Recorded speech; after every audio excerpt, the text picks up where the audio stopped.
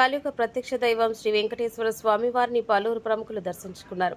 ఆదివారం ఉదయం వీఐపీ విరామ సమయంలో ఏపీ హోంశాఖ మంత్రి వంగలపూడి అనిత, పౌర సరఫరాల శాఖ మంత్రి నాదెండ్ల మనోహర్లు వేరువేరుగా స్వామివారి సేవలో పాల్గొని మొక్కులు చెల్లించుకున్నారు. దర్శనానంతరం రంగనాయకుల మండపంలో వేద పండితులు వేదాశీర్వచనం అందించగా ఆలయ అధికారులు శ్రీవారి తీర్థ ప్రసాదాలు అందజేశారు. ఆలయం వెలుపల హోంశాఖ మంత్రి అనిత మీడియాతో మాట్లాడుతూ రాష్ట్ర దేశ ప్రజలకు శ్రీరామనవమి శుభాకాంక్షలు తెలియజేశారు. పరిపాలన గురించి ఆలోచన చేయాలంటే శ్రీరామచంద్రమూర్తి పరిపాలన గురించి తెలియాలని అన్నారు. ఎన్డీఏ కూటమి ప్రభుత్వం రామరాజ్యాన్ని స్థాపన చేసిందని తెలియజేశారు. సీఎం చంద్రబాబు నాయుడు అభివృద్ధికి విజన్ 2047 దీక్ష చేపట్టారని తెలిపారు. P4 విధానంలో బంగారు కుటుంబాలను అభివృద్ధిలోకి తీసుకొచ్చే విధంగా చర్యలు తీసుకున్నట్లు చెప్పారు. సీఎం చంద్రబాబు నాయుడు తీసుకొస్తున్న అభివృద్ధికి ఎలాంటి అడ్డంకులు లేకుండా చల్లని స్వామివారి దయ ఉండాలని కోరుకున్నట్లు వెల్లడించారు.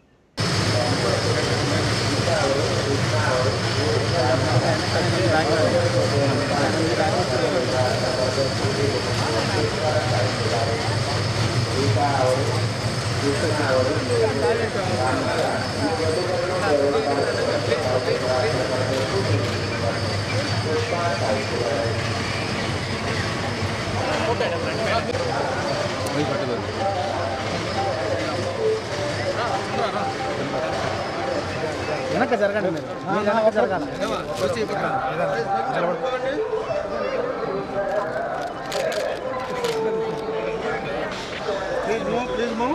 సార్ కొద్దిగా వెనక్కి పదండి సార్ మీరు ఇంకా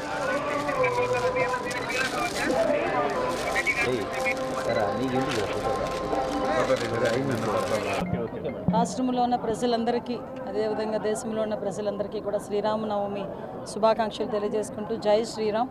రాముని ఎంత పరిపాలన గురించి ఆలోచించాలంటే శ్రీరాముని పరిపాలన గురించి ఆలోచన చేయాలి.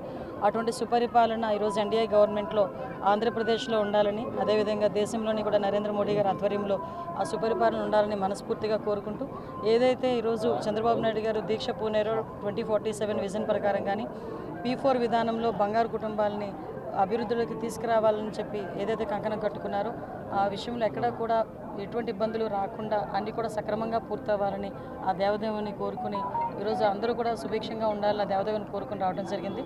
అద్భుతంగా జరిగింది. శ్రీరామనవమి రోజున ఆ స్వామివారి దర్శనం కుటుంబ సమేతంగా చేసుకోవడం అనేది నా పూర్వజన్మ స్ఫూర్తిగా భావిస్తూ సెలవు తీసుకుంటాను.